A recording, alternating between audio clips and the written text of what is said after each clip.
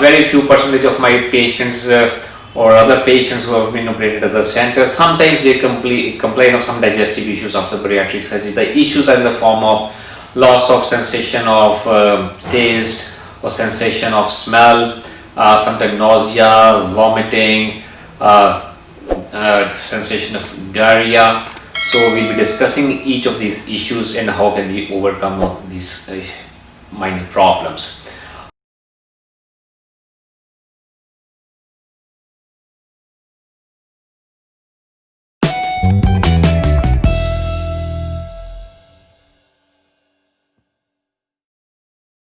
Hello everyone, myself Dr. G.S. Jammu. So we're continuing with our series of frequently asked questions. We are ready for our next topic, which is eating disorders or eating issues after the bariatric surgery. Very few percentage of my patients or other patients who have been operated at the center, sometimes they complain of some digestive issues after bariatric surgery. The issues are in the form of loss of sensation of taste or sensation of smell, sometimes nausea, vomiting, sensation of diarrhea. So we'll be discussing each of these issues and how can we overcome these minor problems. First of all, I want to reassure everyone who has undergone bariatric surgery, and if they occur and if they are facing such problems like loss of sensation of taste or smell, these are very temporary and they will go away with time. So the loss of sensation of smell is called olfactory sensation, and the loss of sensation of taste is gustatory sensation. After the bariatric surgery, what we have done is we have reduced the size of your stomach and also reduced the size of your intestines. So these two factors combinedly, they make some hormonal changes inside the body in the form of decreased ghrelin levels. Ghrelin is that hormone in the body which is responsible for the hunger, and the decreased level of hormones, they set off some signals to the brain which lead to the change or altered metabolic pathways of sense and taste. That is why there is a loss of sometimes temporary loss of sense of taste or smell. And we as doctors or as bariatric surgeons sometimes consider this as a physiological phenomena due to hormonal changes, and this is temporary, and this is also helpful to the patients in the sense that a loss of sensation of taste and smell will make them eat less calories, and this will aid in more enhance their weight loss. So once you have these problems, mind it, they are not going to stay forever. They are some temporary phenomena and it will occur in very few percentage of the patients. Then coming to the second problem, that is nausea and vomiting after the surgery. This can occur and occurs in about 5 to 7% of the people undergoing weight loss surgeries. The reasons may vary from physiological issues to mechanical issues. Mechanical issues is beyond the understanding of the patient and they cannot rather manage on their own. Their surgeons can help them more. But most of the times the problems are rather physiological and psychological rather than being mechanical. So the one thing what we find is that patients, they eat as they were eating before surgery. They would eat with less of chewing of their food. They will not grind their food by their teeth, and they will eat fast. And after the surgery, we have reduced the size of your stomach from big stomach to a small stomach. So small stomach cannot hold a large amount of or large volume of food. That is why when you eat very fast, you have a sensation of full stomach and you tend to throw up. So the first lesson is grind your food well, chew it properly, and then gulping slowly. Then avoid taking water with the food 40 minutes before and 40 minutes after taking food. And because if you take water with the food, it will try to again increase the volume of the food and propel your food fast into the intestines. Again, that can lead to the more sensation of nausea and sometimes even vomiting. Then we should be careful what we eat. We should always do mindful eating. What is mindful eating? Again, I'll tell you, we should know when to eat. when the body is demanding. We should not be eating because our friends are eating, or so we are out socially, everyone is eating.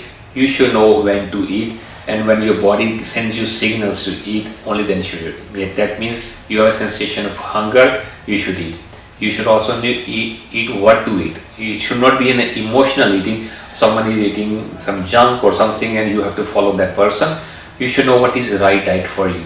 You should have a mix of carbs, proteins and fats. You should avoid bad carbs, you should avoid bad fats, you should have good volume of proteins. So that is another thing. And another thing what we have observed is, while eating, sometimes people are doing multitasking, in the sense they're talking to someone, they're talking on the phone, or they're busy watching some movie or the news, and they tend to forget that they have to limit their food intake, and so in that they eat more. So avoid multitasking things. Just when you're eating, switch off all your electronic gadgets, and even if your TV, if it's possible, and eat only when you are eating. Don't do anything else, so that your mind also knows how much to eat, and you stop eating at the first signal and you don't eat. And try to eat a food which is really good. Don't stuff yourself with the bad food, which is processed food, which has bad, say, trans fat sort of thing. Try eating good food, and we all know what is good, healthy food. Your bariatric surgeon can tell you, or your nutritionist can tell you what is good food. Then, why does the change of say taste will occur? You see, after bariatric surgery, once we have reduced the size of stomach or we have bypassed some intestine, there's a decreased consumption of or decreased absorption of essential vitamins sometimes and minerals. The most important minerals or the vitamins which lead to the loss of sensation of taste are zinc, copper and nickel. These are the minerals. So we should be taking vitamins or tablets which have enough amount of zinc, nickel and copper in that, so that your sense of taste doesn't change. Again, due to bariatric surgery, the hormones which stimulate appetite, they may be decreased and you tend to eat less. Sometimes people do complain that they are not able to take plain water, and that is, we have seen this is a very common phenomena. So friends, don't worry, it may occur in about 30-40% of the population undergoing weight loss surgery. Try adding some salt or lemon drops or any other flavored thing to the water, and easily, because you have more salivation, it becomes more palatable, you can easily take that.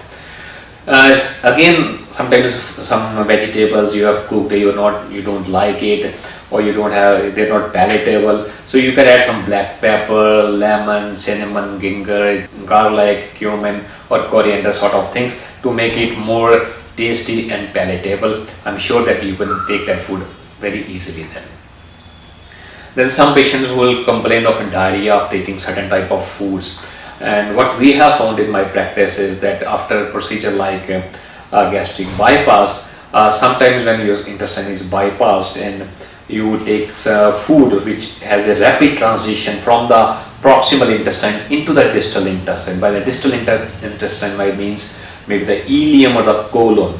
So when undigested food rapidly, without being chemically changed, reaches a colon or the distal intestine, it produces some irritation there, and we have a diarrhea sort of thing. So the first lesson to be learned is we have to eat slow. We have to make sure that food transition from the intestine, proximal intestine to distal intestine, should do very, very slowly, so that there are chemical changes and colon doesn't react to the undigested food. Then there are certain type of foods which will produce irritation in the large gut, colon and then distal gut.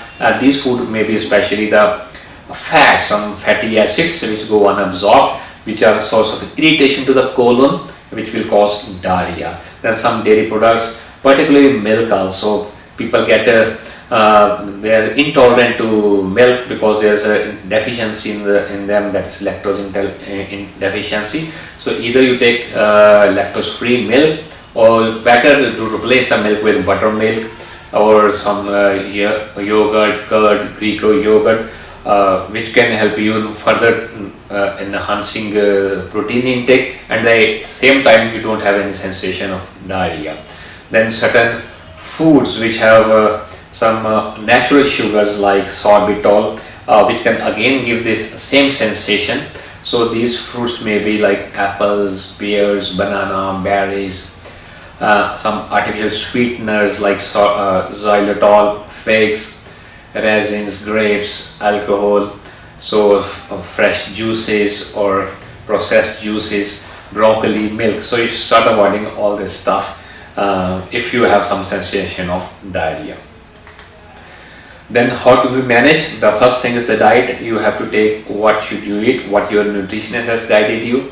If you are having all these problems, consult your nutritionist or your bariatric surgeon. They are the best to guide you what kind of foods you can take easily. Avoid milk or take lactose free milk. Then your diet should have enough of fiber. Fiber food maybe like oats, there's dried beans, citrus fruits, peas, avocados, cucumber, carrot, flaxseed sort of things. Avoid simple carbs. Simple carbs are the simple sugars, some fruit concentrates, corn syrup, glucose, etc. And make food diary and find out the food that triggers problem in you. And the last is a medical management. Medical management consists of some antacid, that is proton pump inhibitors. Again, your doctors can tell you what is the dosage and how frequently you have to take. Some beta-glucuronide tablets to avoid vomiting. Then ondansetron tablets. Probiotics. Probiotics is one thing which is very useful after bariatric surgery, because after the bariatric surgery, sometimes due to procedures like intestinal bypass, there is a decrease in the good bacterial growth of the intestine. So probiotics are OTC available medicines, over-the-counter medicines. You should start taking that. Even your curd, they had a good amount of probiotics. Then for diarrhea, you can have loperamide or simethicone tablets, rifaximin tablets, which are good antibiotic for the antimicrobial for your intestines. Then bile acids. Bile acids, they are produced by the gallbladder and the liver, which when unabsorbed reach the distal intestine, that is colon. They are again a great source of irritation. So we have to have something with bile is bound and it doesn't go unabsorbed. So we have bile acid sequestrants like cholestyramines and cholestyramine. So these are readily available, but they are prescribed medicines. Creons, these are the pancreolipases.